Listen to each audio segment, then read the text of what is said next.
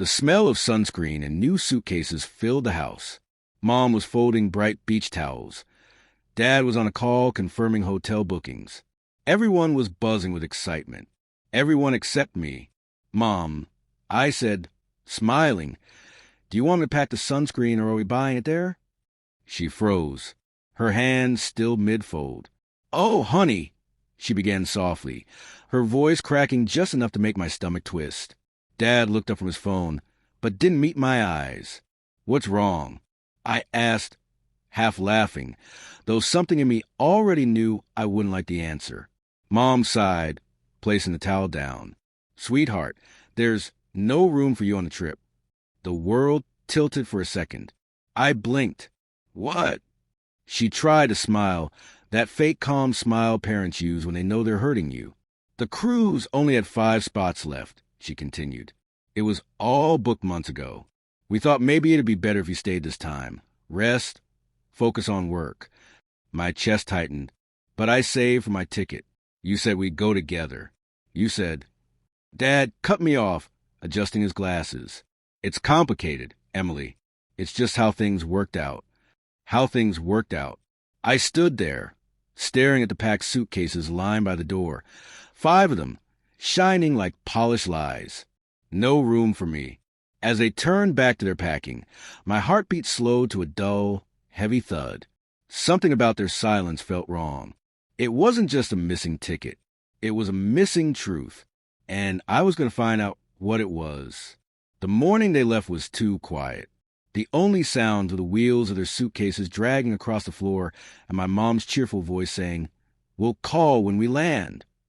I stood by the window, forcing a smile that didn't reach my eyes. The taxi door closed. Dad didn't look back. My younger brother waved once, distracted by his phone. And then, just like that, they were gone. The silence that followed was deafening. I sat on the couch, staring at the empty doorway.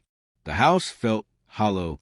Their laughter, their noise, the smell of Dad's cologne, all of it had disappeared in an instant. For a moment, I almost convinced myself it was fine. Maybe they really had no choice. Maybe this wasn't personal. But then I opened my phone. The first thing I saw on Instagram was a photo. My family at the airport, smiling under a glowing caption. "Family trip begins." Couldn't be more excited. Family trip. Without me. My hands trembled as I scrolled through the comments. Friends wishing them a great time, calling them the perfect family. My chest ached at the lie. Later that afternoon, my best friend Lena stopped by with takeout. One look at me, and her smile faded. "They really left without you?" she asked, disbelief in her voice. I nodded, blinking back tears. Mom said there wasn't room. But doesn't that sound weird? Who plans a family vacation and forgets their own daughter? Lena frowned. "It doesn't sound weird, Em. It sounds wrong." We sat in silence for a while, the food untouched. The ticking clock grew louder, the air heavier. Every second felt like proof that something wasn't adding up. As night fell, I wandered to the quiet house, running my fingers over the photos on the wall. Smiling faces from old trips, birthdays, moments that now felt fake. I whispered into the stillness, "There's something they're not telling me." And deep down, I knew I was right. 2 days passed. The house still smelled like them, like my dad's aftershave, my mom's perfume, and the lemon cleaner she always used before trips. I told myself I should stop thinking about it, but my mind wouldn't rest. Something about their "no room for you" excuse felt like a badly written lie. That afternoon, while tidying up my parents' room, I noticed a folder sticking out from the drawer of Dad's desk. It was labeled "Cruise Documents." My heart skipped. I shouldn't look, I told myself. But my curiosity was stronger than my guilt. I pulled it open. Inside were printed tickets, hotel bookings, and schedules. I began flipping through them. 5 tickets, 1 for each family member, but then I froze. There were 6 tickets, 6 names. And one wasn't familiar. Rachel Turner. I frowned, rereading it. Who was she? A friend? A relative? Maybe someone canceled, and she took my spot? But no, Rachel's ticket was my exact cabin number. A chill ran down my spine. I rushed to the study where Dad's old laptop sat. He had left it open, the screen dimmed. I hesitated, then moved the mouse. His email was still logged in. I searched Rachel Turner. Dozens of messages appeared. Photos, plans, little hearts in the subject lines. One email read, "Can't wait to finally travel together without sneaking around. You deserve happiness, even if your family doesn't understand." My hands shook as I scrolled. Pictures of them together. Dinners, hotel rooms. Even one at the office party I was invited to last year. And then it hit me like a punch to the chest. He hadn't forgotten my ticket. He had replaced me. The no room excuse wasn't about space on the cruise. It was about making space for her. Tears blurred my vision. I slammed the laptop shut and sank into the chair, my heart breaking in 1,000 quiet pieces. All those family photos, those perfect family captions online, lies, all of them. I felt anger rising, slow and hot. They lied to me. They betrayed me. But this time, I wouldn't stay silent. If they thought leaving me behind would keep their secret safe, they were about to learn just how wrong they were. I didn't sleep that night.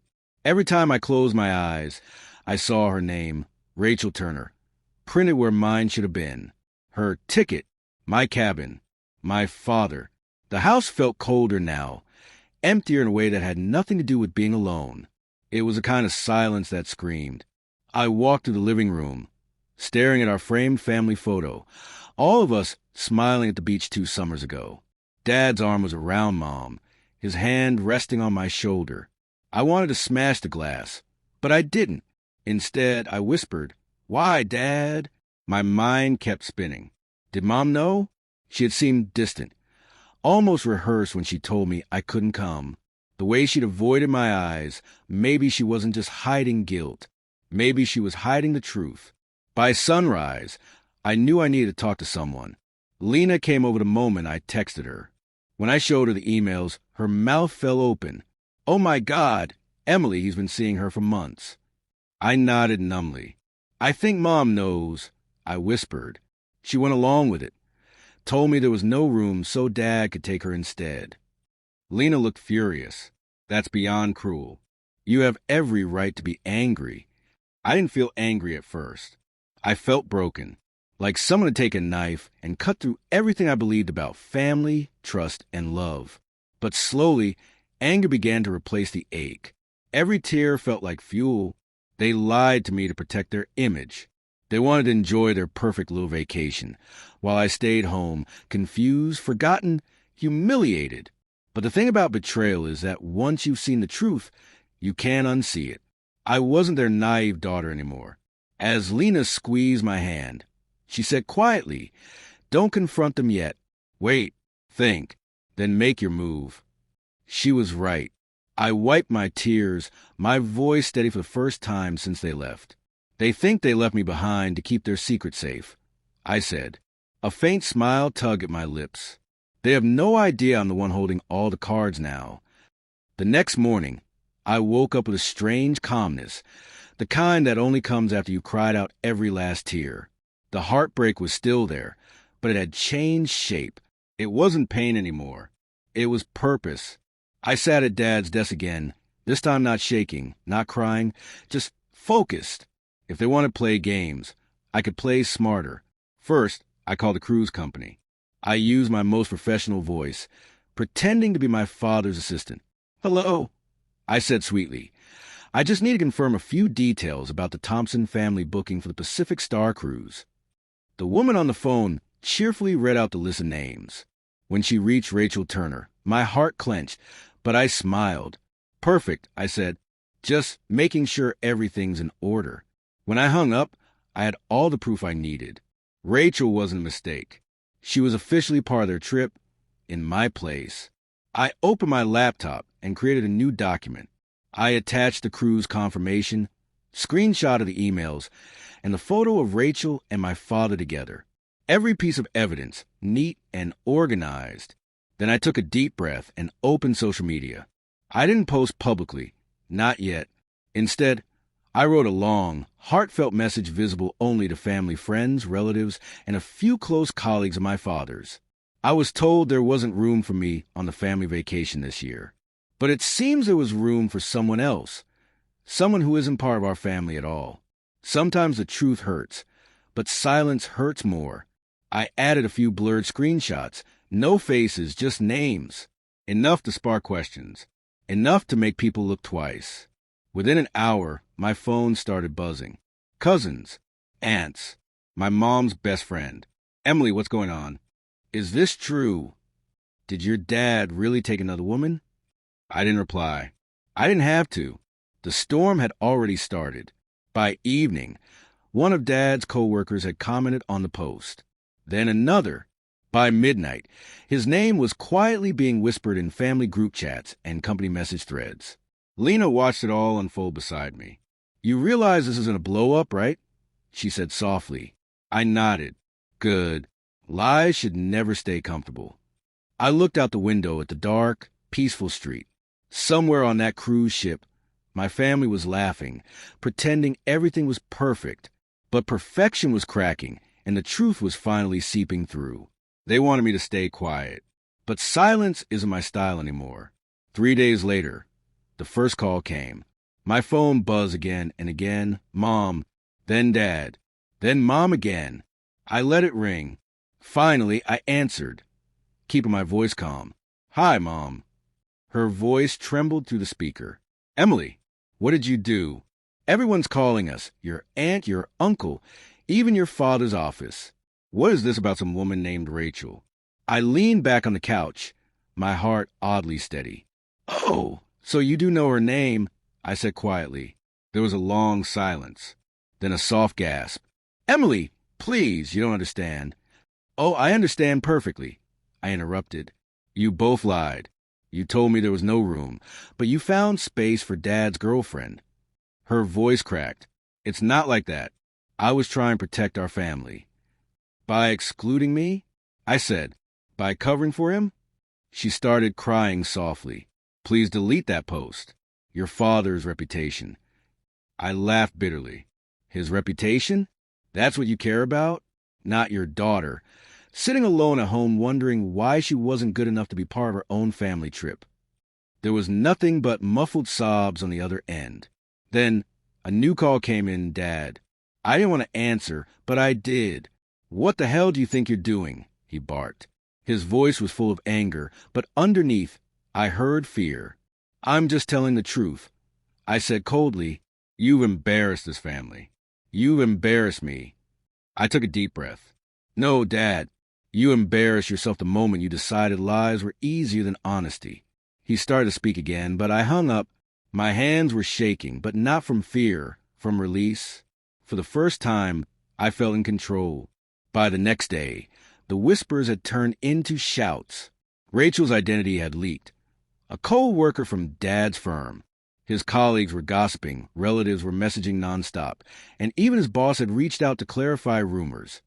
Lena looked up from her phone and said, He's trending in your family's group chat. Everyone knows. I smiled faintly. Good. I wasn't proud of the chaos, but I was proud of my silence, the kind that speaks louder than lies. They thought leaving me behind would protect them, but all they did was give me the space to destroy their perfect illusion. When they came back from the cruise, the house that once smelled like comfort now reeked of awkward silence. The sound of their suitcases rolling through the door made my chest tighten, not from sadness, but from anger held too long. Mom looked exhausted, her eyes puffy from crying. Dad walked in behind her, jaw tight, avoiding my gaze. No, we missed you. No, how have you been? Just silence thick enough to choke on. Finally, Mom spoke first. Emily, can we talk? I stood by the kitchen counter, arms crossed. Sure, you can start by explaining why you lied. Her lips trembled. I just wanted to keep the peace. I didn't want to ruin our family. I cut her off. Peace built on lies isn't peace, Mom. It's pretending. She flinched, her shoulders sinking. Then Dad stepped forward. His voice was sharp, defensive. You went too far, Emily. You humiliated us in front of everyone. Your post told the truth. I said, my voice steady. You humiliated yourself. He opened his mouth, but I kept going. You told me there wasn't room for me on the trip. Turns out there wasn't room for honesty either. The words hung in the air like shattered glass. Mom started crying again, whispering, "You don't understand what this has done to us." I shook my head slowly. "No, you don't understand what you did to me." Dad looked at me then, truly looked at me, maybe for the first time in years. His eyes softened, guilt flickering in the cracks of his pride. But I didn't want his apologies. Not anymore. "I'm done," I said quietly. I picked up my small suitcase that had been sitting by the door for days. "I'm staying with Lena for a while." "Emily, please." Mom reached out, but I stepped back. "I'm not your problem to hide anymore," I said, meeting her eyes. "And I'm not the one who broke this family." Then I walked out. No yelling, no tears, just the heavy sound of the front door closing behind me. For the first time, I wasn't the one left behind. This time, I was the one walking away. 2 weeks later, the house I left behind felt like another lifetime. I was staying with Lena, her small apartment filled with laughter, music, and the kind of peace my family home had never known. The gossip had quieted down. My father's firm had temporarily suspended him to handle the scandal. My mother had stopped calling after I blocked her number, though she sent one final message. "I hope one day you'll forgive us." I didn't reply. Forgiveness would come when I was ready, not when they needed it. Instead, I focused on myself. For the first time, I wasn't living in anyone's shadow. I woke up early, applied for new jobs, and even started a small blog about self-discovery and travel, something I'd always dreamed of doing. I titled my first post, "Sometimes the trip you're not invited to is the one that sets you free." Within a week, the post blew up. Strangers left comments like, "This hit hard," and "I needed to read this today." It felt strange, freeing, actually, to know my story could mean something to someone else. One morning, an email appeared in my inbox. "We love your voice. Would you like to join our travel writing internship?" I laughed, a genuine, happy laugh that echoed to the quiet room. I looked out the window at the sunrise, golden light spilling across the city. They told me there wasn't room for me on their trip. But now I was charting my own path, one with endless room to grow, explore, and finally breathe. Because sometimes losing your place in someone else's world is the first step to building your own.